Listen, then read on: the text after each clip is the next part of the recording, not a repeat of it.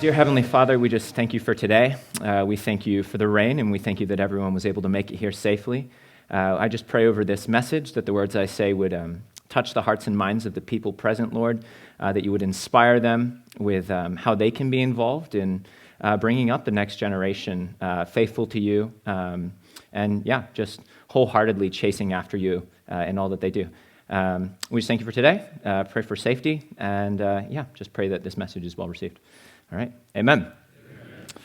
Okay, so thanks, Dad, for the introduction.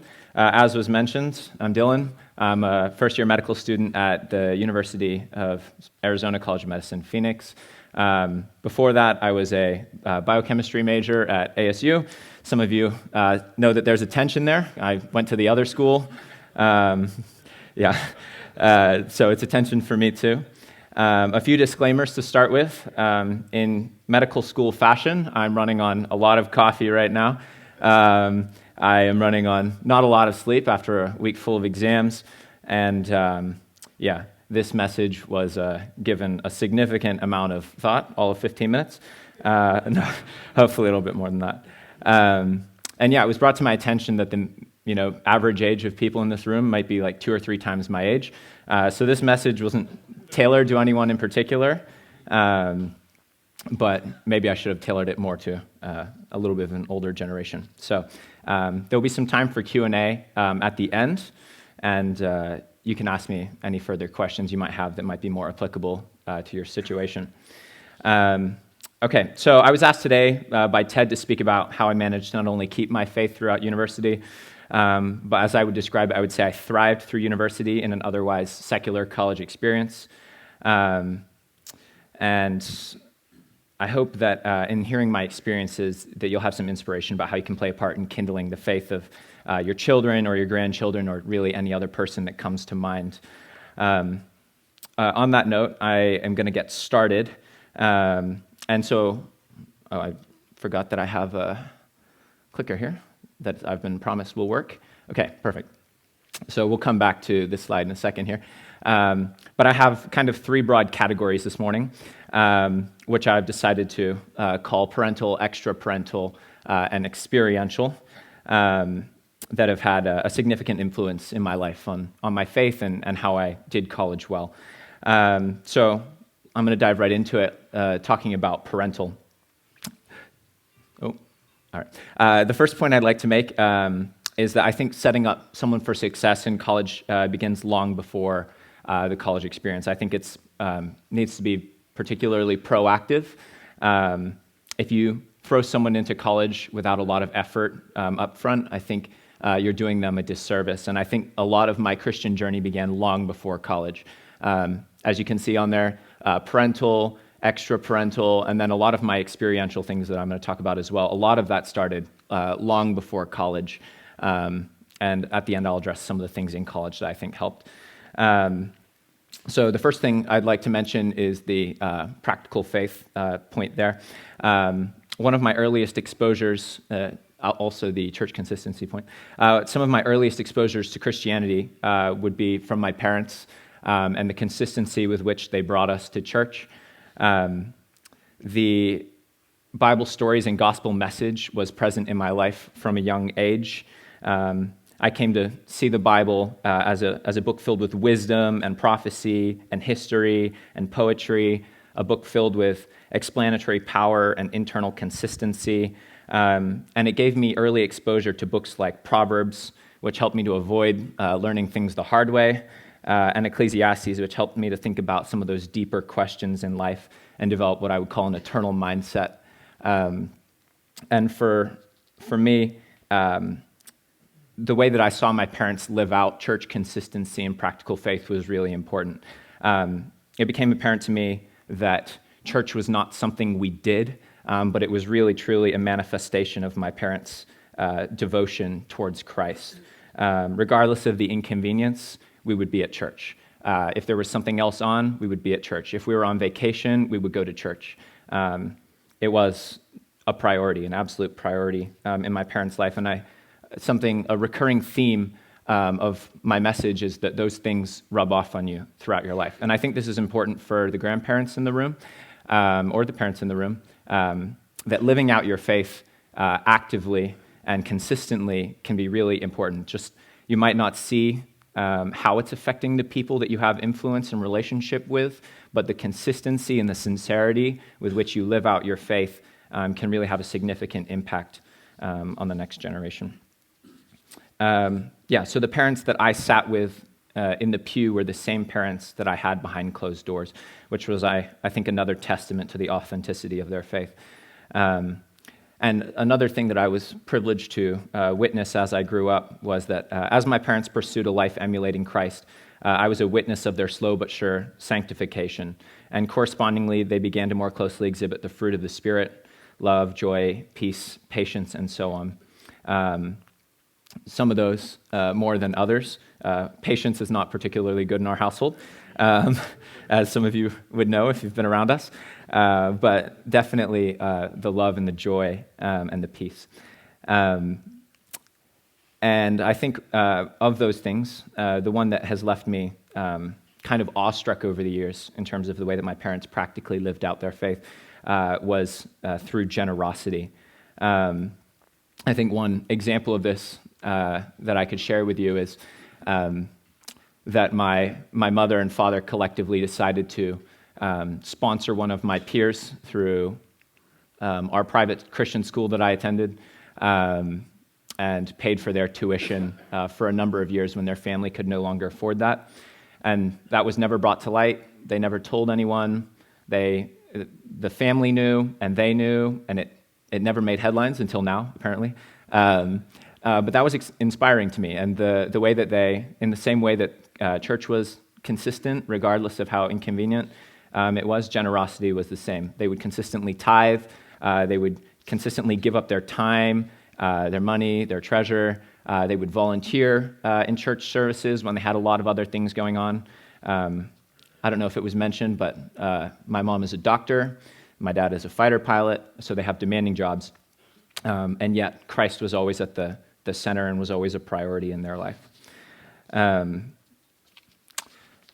I think what I was saying before about the spirit and the consistency and the sincerity and how that rubbed off on me is reflected in Matthew 5:16, which reads, "In the same way, let your light shine before others, so that they may see your good works and give glory to your Father who is in heaven."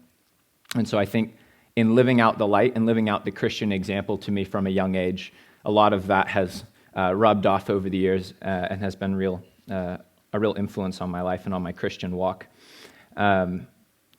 Another thing, my last point for parenting, and this my dad might disagree a little bit with that, but I think my parents did a really good job of modeling a sort of loose parenting.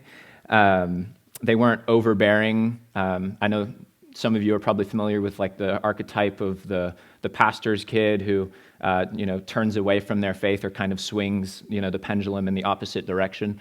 And I think my parents did a really good job of being involved and influential in my life, but also staying a little bit hands-off, allowing me to go to the sleepovers, the social events, and even the parties. They gave me ample opportunities, I think, to compare my worldview and the worldview I was raised under with all of the competing worldviews in our culture. And as a result, I got a front row seat to many of my peers abusing the typical teenage vices like alcohol, drugs, and sex, and so on.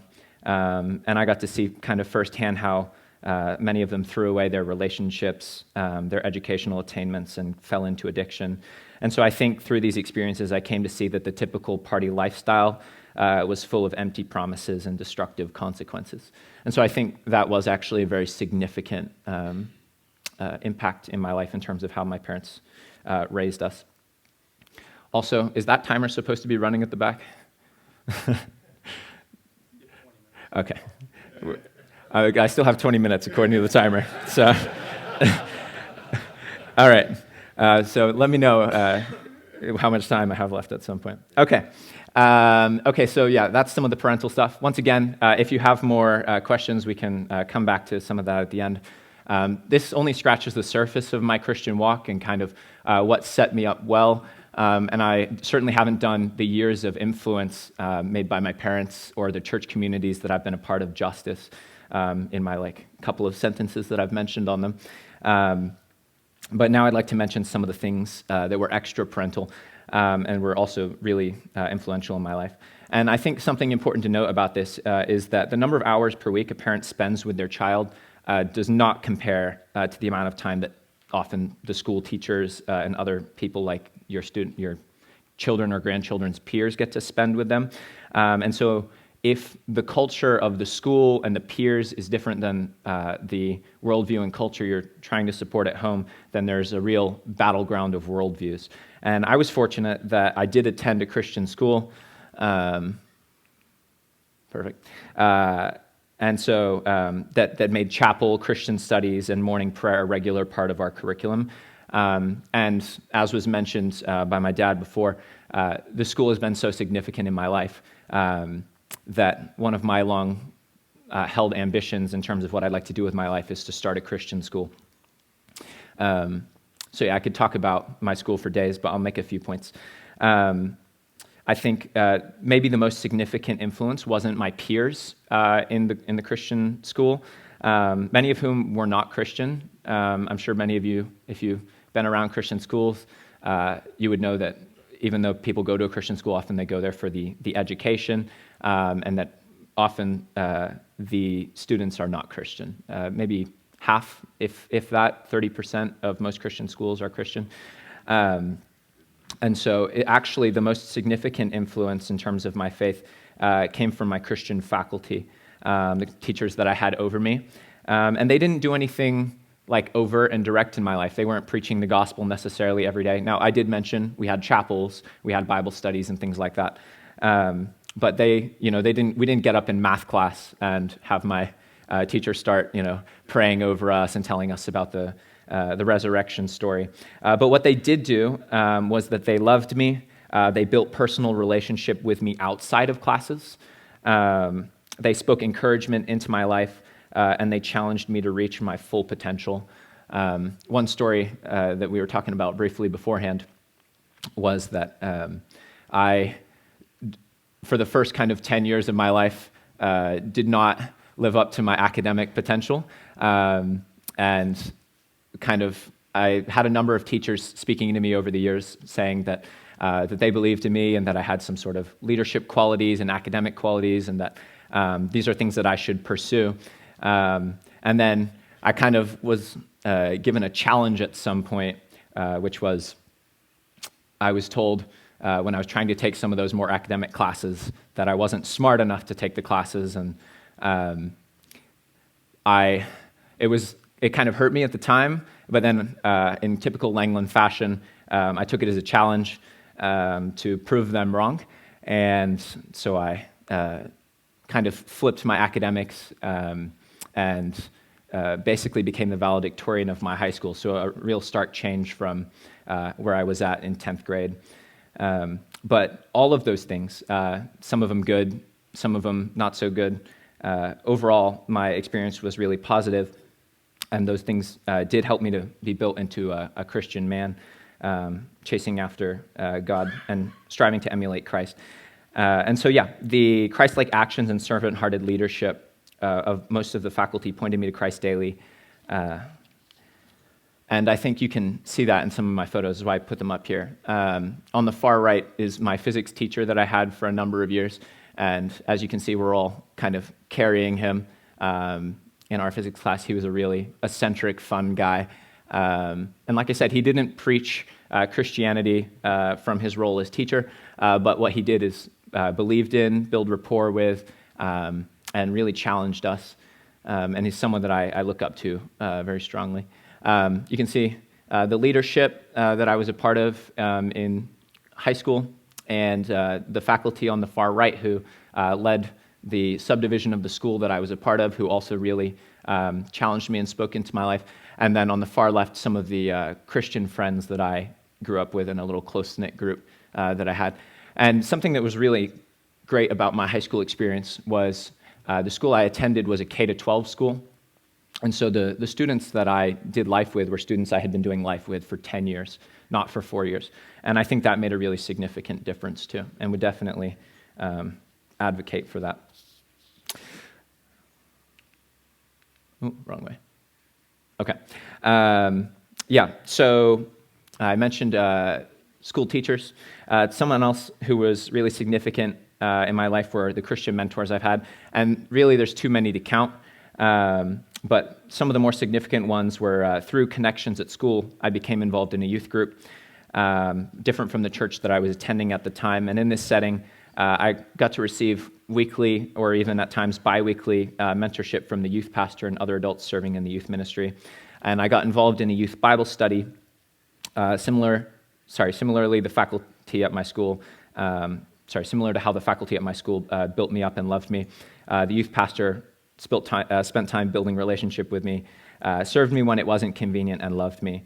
An example of that being my car broke down a few times. There's a lot of other stories to talk about there. We built a car at some point. The car, I left the battery on, I left the headlights on, it didn't break down. It wouldn't start. And he would pick me up and drop me home, even though I lived about 40 minutes away. And so I think a recurring theme here is that even when it wasn't convenient, the models in my life loved me, took care of me, and went out of their way to demonstrate what it is to have a Christ-like character to me. The youth ministry that I was involved in was fun, but more importantly, it portrayed a sober-minded and realistic Christianity that wrestled with deep questions, weighed in on culture, and had multifaceted messages that continually gave me a sense of conviction, regardless of how much I'd grown in my faith. And that kind of brought me into the third point there, which is through that ministry and my own internet endeavors, I came across the world of apologetics, and I became convicted by 1 Peter 3:15 and 16, which reads, "But in your hearts honor Christ the Lord as holy, always being prepared to make a defense to anyone who asks you for a reason for the hope that is in you. Yet do it with gentleness and respect, having a good conscience, so that when you are slandered, those who revile your good behavior in Christ may be put to shame." And so I became very involved in apologetics ministries, and I began to read a number of books by authors like C.S. Lewis, William Lane Craig, Frank Turek, Lee Strobel, Josh and Sean McDowell, John Lennox, and many more. And I think Christian apologetics was really helpful in terms of addressing the college experience, because college, as they say, some people exaggerate, but I think it's quite true to say that college, especially in a secular setting, takes repeated verbal jabs at Christianity as much as possible. And so I think that apologetics training really helped me to understand my worldview better, and to see how the jabs were kind of unfounded or half-truths or, not very effective at disturbing my faith. All right, last thing I'd like to talk about was some of the experiential stuff. That's what most of my photos are from. There's the car that we built. We can talk about that later if you like. Okay. It's a random assortment. To be fair, I created this presentation 10 days in advance, long before I'd written what I was going to talk about. And we've got a random assortment of photos here. So like I've mentioned some extra parental influences. I mentioned some parental influences. But outside of my Christian bubble, I think some of the biggest growth in my faith happened in terms of the experiences I was privileged to be a part of. And one of those in the bottom right here was Christian camps. Now, this is one that I was part of with CCV that I was leading, but also throughout high school, I was part of a number of Christian camps. And I think it's easy to understand that in our society and in the world we live in, there's a lot of distractions. There's a lot of things grasping for our attention. And I think the gospel message, even when it's preached, can get lost in the mix of voices. And so it's very easy to be preoccupied with the daily stresses of life and stay ignorant of those deeper, more important spiritual questions. And so I think that's one of the reasons that camp is so important. Christian camps are an excellent opportunity to block out those distractions and to really think about those deeper questions, to wrestle with our own sin and insufficiency, our need for a Savior, and in light of that, to hear about the restorative work of Christ through his death and resurrection. And I think camp also provides the opportunity to foster deeper relationships with Christian mentors and to develop new or deeper relationships with Christian peers. As you are all well aware, there's a lot of truth to the statement, "Show me your friends and I'll show you your future." And Proverbs says it better. Walk with the wise and become wise, for a companion of fools suffers harm. And so whether that be from my Christian school and education and some of the Christian friends I had there, or through the camps I was privileged to be a part of, or the Christian mentors, I had a lot of friends and people who were chasing after Christ and put me in a position to do the same. Another point I'd like to mention, experiential, that really had a significant influence on my life, I'm going to put two in one here, were my mission trips and experience abroad. And I think this is kind of similar to camps. They provide an opportunity to quiet the distractions of life, put our faith into action, and often the evenings, in my experience, are filled with worship, sermons, and devotionals. And I think what you get and take away from those experiences is that the bold and confident faith of the people you're serving can often rub off on you. You go to those mission trips and you can't help but come back different, especially if you've been serving in Mexico or overseas in the third world. You come back from those experiences more passionate and on fire for your faith than you've ever been before. And I think it's really true that you do take away more than you actually give to those experiences. And I think another really important thing is those experiences give our entitled American perspective a reality check. And they help us to cultivate a heart for the poor. The last point I have on here is Christian community. So I guess I should have talked about what some of these photos are. I'll do it really quick. Top left is us building houses in Mexico. The top right is a medical mission I was privileged to participate in to the Dominican Republic. And then bottom right was camps. The middle one was Israel. I'm not going to touch on that one too much.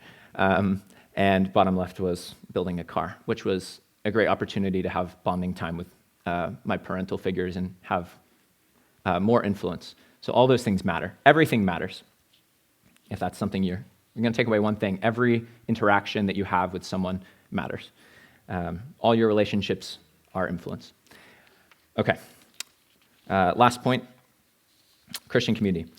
This is the most, in terms of my experience in college, this is one of the most, if not the most significant influence on keeping my faith. Most of the things I've said were proactive, and I think that's really where the battle is. But then in terms of during college, and we can talk more about this if people have questions, but I was really privileged to have an excellent Christian community that I was a part of.